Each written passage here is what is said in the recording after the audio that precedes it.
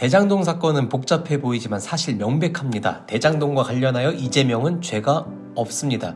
네가 뭔데 그렇게 단정하냐 싶을지 모르겠습니다. 저도 한때는 이재명도 뭔가 구린 데가 있겠지, 그러니 언론이 저렇게까지 강한 어조로 떠드는 것 아닌가? 전혀 아님에도 이렇게까지 하진 않겠지라고 생각했습니다. 그런데 그렇게 하는 게 대한민국의 언론이었습니다. 그때 저처럼 생각하게 되기를 바랬던 국힘이나 검찰 그리고 언론에게 제가 당했던 거죠. 그래서 이제는 더 이상 당하지 않고 정신 똑바로 차리기로 했습니다. 그래서 겸손은 힘들다도 매일 듣고 후기 영상도 만들고 1월 30일자 이재명 대표 기자회견도 실시간은 아니었지만 전체를 다 들었습니다. 이와 관련한 전반적인 소감은 다음 영상에서 다루도록 하고, 오늘은 썸네일과 제목에서 보셨던 것과 같이 회견장에서 있었던 한 가지 질의와 그에 대한 응답만 잘 듣고 이해한다면 이재명 대표는 이와 관련해 무죄라는 것이 너무너무 명백하다라는 것을 이야기하고 싶습니다. 이 질의 응답 장면은 직접 보시는 게 좋을 것 같아서 영상을 가져왔는데요. 출처는 오마이뉴스 유튜브 채널이고 시간을 줄이기 위해서 말과 말 사이에 소위 막아뜨는 부분만 컷 편집하였음을 밝힙니다.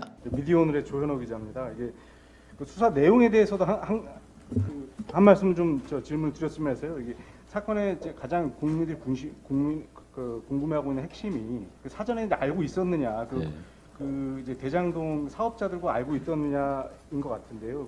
여기 진술서 쓰신 내용하고 검찰의 그 대장동 사업자들에 대한 공소장하고 내용이 약간 좀 다른 점이 있는 것 같아서 2014년 6월 말하고 2015년 4월 달에 그 김만배 씨가 자신의 지분의 절반을 이명박 시장 측에 제공한다고 이렇게 유동규 본부장을 통해서 정진상 실장을 통해서 이렇게 이재명 대표한테 보고가 됐고 승인이 됐다고 이렇게 공소장에 나와 있는 그 부분에 대한 한번 설명을 좀 부탁드렸으면 합니다. 그 부분이 제일 좀 핵심인 것 같아서요.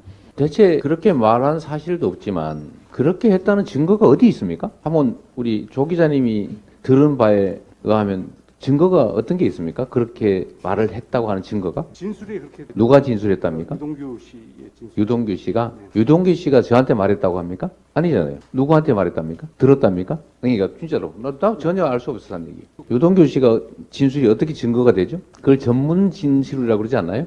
누구한테 카더라 들었다? 증언도 그 증언에 대해서 수사는 할 수 있는 거 아니겠어요? 아니 수사야 할 수 있지요. 수사는 할 수 있는데 우리 조현호 기자님이 뭐라고 하더라고 들었다가 증거가 됩니까? 그 형사소송법에 그런 건 증거가 아니다라고 써져 있잖아요. 근데 어떻게 다 공소장에다 그런 내용을 쓸 수가 있습니까? 그래서 제가 그 말씀을 드리는 거죠. 과거에는 군사정권 시절에도 증거가 있어야 기소하고 증거가 있어야 수사에 착수하고 증거가 있어야 처벌한다. 그 대한민국 헌법에 당연한 원칙 아닙니까? 증거가 필요하니까 고문을 해서 증거를 만들었죠. 자술서를 쓰게 한다든지 자백을 시킨다든지. 왜? 증거가 필요하니까. 조선시대에도 그랬죠. 반역죄를 물으려면 고문을 해서 자백을 하든지 증거를 만들어야 되잖아요. 고문을 당하다 죽는 한이 있더라도. 근데 지금의 검찰은 증거가 필요 없습니다. 그냥 그런 소문이 있다.